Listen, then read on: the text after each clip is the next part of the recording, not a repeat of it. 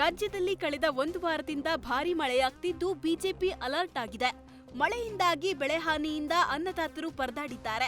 ಈ ಬಗ್ಗೆ ರೈತರ ನೆರವಿಗೆ ರಾಜ್ಯ ಸರ್ಕಾರ ರೈತರ ಪರ ನಿಲ್ಲುತ್ತೋ ಇಲ್ಲವೋ ಅಂತ ಬಿಜೆಪಿ ಹಾಲಿ ಶಾಸಕರು ಹಾಗೂ ಮಾಜಿ ಶಾಸಕರ ಜೊತೆಗೆ ಸಂಸದರು ಹೈ ಅಲರ್ಟ್ ಆಗಿದ್ದಾರೆ. ಸರ್ಕಾರ ಏನ್ ಮಾಡುತ್ತೋ ಬಿಡುತ್ತೋ ಗೊತ್ತಿಲ್ಲ, ವಿಪಕ್ಷವಾಗಿ ನಾವು ಸಂಕಷ್ಟದ ಸಮಯದಲ್ಲಿ ಜನರ ಜೊತೆ ಇರಬೇಕು ಅಂತ ಕ್ಷೇತ್ರ ಬಿಟ್ಟು ಹೋಗದಂತೆ ಶಾಸಕರು ಹಾಗೂ ಮಾಜಿ ಶಾಸಕರಿಗೆ ಬಿಜೆಪಿ ರಾಜ್ಯಾಧ್ಯಕ್ಷ ಬಿವೈ ವಿಜಯೇಂದ್ರ ಸೂಚನೆ ನೀಡಿದ್ದಾರೆ. ಶಿವಮೊಗ್ಗ ಜಿಲ್ಲೆಯಾದ್ಯಂತ ವ್ಯಾಪಕ ಮಳೆಯಾಗುತ್ತಿರುವ ಹಿನ್ನೆಲೆ ತಾಲೂಕು ಆಡಳಿತ ಸಹಾಯವಾಣಿ ಕೇಂದ್ರವನ್ನ ಆರಂಭಿಸಿದೆ.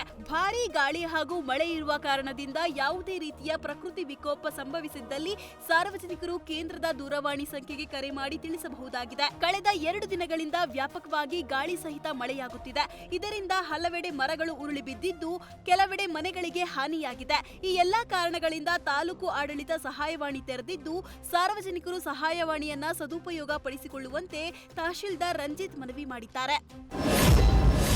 ಕೇರಳದ ವಯನಾಡಿನ ಕಳ್ಳಾಡಿಯಲ್ಲಿ ಸಂಭವಿಸಿದ್ದ ಭೂಕುಸಿತದಲ್ಲಿ ಸಾವಿನ ಸಂಖ್ಯೆ 5ಕ್ಕೆ ಏರಿಕೆಯಾಗಿದೆ. ಕುಸಿದು ಬಿದ್ದ ಮಣ್ಣಿನಡಿ ಶೋಧ ಕಾರ್ಯ ಮುಂದುವರೆದಿದ್ದು ದುರಂತದಲ್ಲಿ 8 ಮಂದಿಗೆ ಗಾಯಗೊಂಡಿದ್ರೆ ಈವರೆಗೂ 6 ಜನ ಪತ್ತೆಯಾಗಿಲ್ಲ. ಅವಶೇಷಗಳಡಿ ಸಿಲುಕಿರುವ ಶಂಕೆಯಿಂದ ಹುಡುಕಾಟ ನಡೆಸಲಾಗಿದ್ದು ಎನ್ಡಿಆರ್ಎಫ್, ಅಗ್ನಿಶಾಮಕ ದಳ, ಪೊಲೀಸರು ಹಾಗೂ ಸ್ಥಳೀಯರಿಂದ ಶೋಧ ಕಾರ್ಯ ಮುಂದುವರೆದಿದೆ.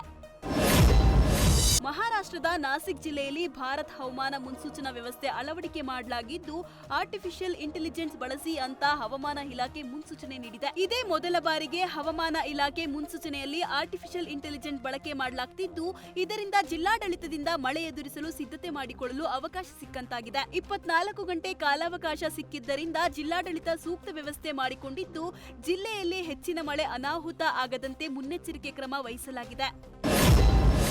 ಬೆಂಗಳೂರಿನಲ್ಲಿ ಫುಟ್ಪಾತ್ ಒತ್ತುವರಿ ತೆರವು ಖಂಡಿಸಿ ಬೀದಿ ಬದಿ ವ್ಯಾಪಾರಿಗಳು ಪ್ರತಿಭಟನೆ ಮಾಡಿದ್ದಾರೆ. ಫ್ರೀಡಂ ಪಾರ್ಕ್ನಲ್ಲಿ ಸಾವಿರಾರು ವ್ಯಾಪಾರಸ್ಥರು ಪ್ರತಿಭಟಿಸಿದ್ದು ಒಟ್ಟು 6 ಸಂಘಟನೆಗಳಿಂದ ಫ್ರೀಡಂ ಪಾರ್ಕ್ನಲ್ಲಿ ಪ್ರತಿಭಟನೆ ಮಾಡಲಾಗಿದೆ. ಬೇಕೇ ಬೇಕು, ನ್ಯಾಯ ಬೇಕು ಅಂತ ಬೀದಿ ಬದಿ ವ್ಯಾಪಾರಿಗಳು ಘೋಷಣೆ ಕೂಗಿ ಆಕ್ರೋಶ ಹೊರಹಾಕಿದ್ದು ಒಕ್ಕಲೆಬ್ಬಿಸಿದ ಬೀದಿ ಬದಿ ವ್ಯಾಪಾರಿಗಳನ್ನು ಮತ್ತೆ ಅದೇ ಸ್ಥಳದಲ್ಲಿ ವ್ಯಾಪಾರ ಮಾಡಲು ಅವಕಾಶ ನೀಡಬೇಕು. ಹುಡುಗಿಯರು ಕೈಕೊಟ್ಟರು ಅಂತ ಯುವಕ ಹುಚ್ಚಾಟ ಮೆರೆದಿದ್ದಾನೆ.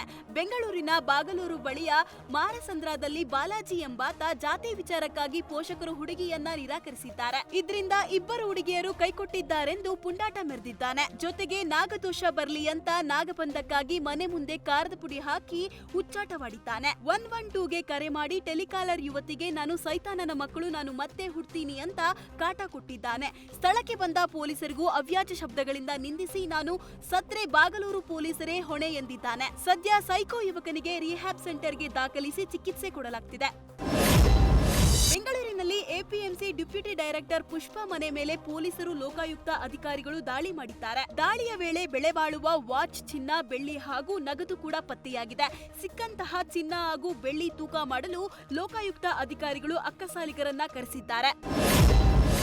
ಶಿವಮೊಗ್ಗ ಜಿಲ್ಲೆಯಲ್ಲಿ ರೀಲ್ಸ್ ಮೂಲಕ ಪೊಲೀಸರ ಬಗ್ಗೆ ಅಪಹಾಸ್ಯ ಮಾಡಿದ 2ರನ್ನ ಸಂಚಾರಿ ಪೊಲೀಸರು ಬಂಧಿಸಿದ್ದಾರೆ. ಹೆಲ್ಮೆಟ್ ಧರಿಸದೆ ಬೈಕ್ ಓಡಿಸುತ್ತಾ ಪೊಲೀಸ್ ಸಿಬ್ಬಂದಿ ಹಾಗೂ ಪಕ್ಕದಲ್ಲಿ ಸಂಚರಿಸುತ್ತಿದ್ದ ಮಹಿಳಾ ಮೊಪೆಡ್ ಸವಾರರನ್ನು ಅಪಹಾಸ್ಯ ಮಾಡಿ ರೀಲ್ಸ್ ಮಾಡಲಾಗಿತ್ತು. ಬಳಿಕ ರೀಲ್ಸ್ ಸಾಮಾಜಿಕ ಜಾಲತಾಣದಲ್ಲಿ ಅಪ್ಲೋಡ್ ಕೂಡ ಮಾಡಿದ್ರು. ಸದ್ಯ ವಾಹನ ಸವಾರ ಹಾಗೂ ಹಿಂಬದಿ ಸವಾರರನ್ನು ವಶಕ್ಕೆ ಪಡೆದು ಕ್ಷಮೆ ಕೇಳುವ ವಿಡಿಯೋ ಮಾಡಿ ಪೊಲೀಸರು ಸೋಷಿಯಲ್ ಮೀಡಿಯಾದಲ್ಲಿ ಹರಿಬಿಟ್ಟಿದ್ದಾರೆ. ಚಿತ್ರದುರ್ಗ ಜಿಲ್ಲೆ ಮೊಳಕಲ್ಲೂರು ತಾಲೂಕಿನ ಯಾರ್ನೇಹಳ್ಳಿ ಸರ್ಕಾರಿ ಶಾಲೆಯಲ್ಲಿ ಕುಡಿಯುವ ನೀರಿಲ್ಲದೆ ಮಕ್ಕಳು ಪರದಾಡಿದ್ದಾರೆ. ಬಿಸಿಯೂಟಕ್ಕೆ ಹಾಗೂ ಶೌಚಾಲಯ ಬಳಕೆಗೂ ನೀರಿಲ್ಲದೆ ವಿದ್ಯಾರ್ಥಿಗಳು ಪರದಾಡಿದ್ದಾರೆ. ಬೋರ್ವೆಲ್ ಕೊರೆದು 5 ತಿಂಗಳಾದ್ರೂ ಮೋಟಾರ್ ಅಳವಡಿಸಿಲ್ಲ. ಹೀಗಾಗಿ ಅಡುಗೆ ಮಾಡೋದಕ್ಕೆ ಕಿಲೋಮೀಟರ್ ದೂರದ ಜಮೀನಿನಿಂದ ಬಿಸಿಯೂಟ ತಯಾರಿಸುವ ಸಿಬ್ಬಂದಿ ನೀರು ಹೊತ್ತು ತರುತ್ತಿದ್ದಾರೆ. ನಮ್ಮ ಶಾಲೆಗೆ ನೀರು ಕುಡಿಸಿ ಸ್ವಾಮಿ ಅಂತ ವಿದ್ಯಾರ್ಥಿಗಳು ಹಾಗೂ ಪೋಷಕರು, ಜನಪ್ರತಿನಿಧಿಗಳು ಹಾಗೂ ಅಧಿಕಾರಿಗಳ ವಿರುದ್ಧ ಆಕ್ರೋಶ ಹೊರಹಾಕಿದ್ದಾರೆ. ಬೆಂಗಳೂರಿನ ಸುಬೇದಾರ್ ಪಾಳ್ಯದಲ್ಲಿ ವಿದ್ಯಾರ್ಥಿ ಅನುಮಾನಾಸ್ಪದವಾಗಿ ಸಾವನ್ನಪ್ಪಿದ್ದಾನೆ. 12 ವರ್ಷದ ಗುರುಕಿರಣ್ ಕಾಡಾಯರಪ್ಪನಹಳ್ಳಿ ಸ್ಟರ್ಲಿಂಗ್ ಇಂಗ್ಲಿಷ್ ವಸತಿ ಶಾಲೆಯಲ್ಲಿ 6ನೇ ತರಗತಿಯಲ್ಲಿ ಓದ್ತಾ ಇದ್ದ. ಇಂದು ಬೆಳಗ್ಗೆ ಗುರುಕಿರಣ್ಗೆ ಹುಷಾರಿಲ್ಲ, ಆಸ್ಪತ್ರೆಗೆ ಕರೆದುಕೊಂಡು ಬಂದಿರುವುದಾಗಿ ಶಾಲೆ ಶಿಕ್ಷಕರು ಪೋಷಕರಿಗೆ ಕರೆ ಮಾಡಿದ್ರಂತೆ. ಆದರೆ ಪೋಷಕರು ಆಸ್ಪತ್ರೆಗೆ ತಲುಪುವಷ್ಟರಲ್ಲೇ ಗುರುಕಿರಣ್ ಸಾವನ್ನಪ್ಪಿದ್ದಾನೆ. ಶಿಕ್ಷಕರ ಹಲ್ಲೆ ಮತ್ತು ಹೆಚ್ಚು ಒತ್ತಡದಿಂದ ನಮ್ಮ ಮಗ ಸಾವನ್ನಪ್ಪಿದ್ದಾನೆ ಅಂತ ಪೋಷಕರು ಆರೋಪ ಮಾಡಿದ್ದು ಆಸ್ಪತ್ರೆ ಬಳಿ ಪೋಷಕರ ಆಕ್ರಂದನ ಮುಗಿಲು ಮುಟ್ಟಿದೆ.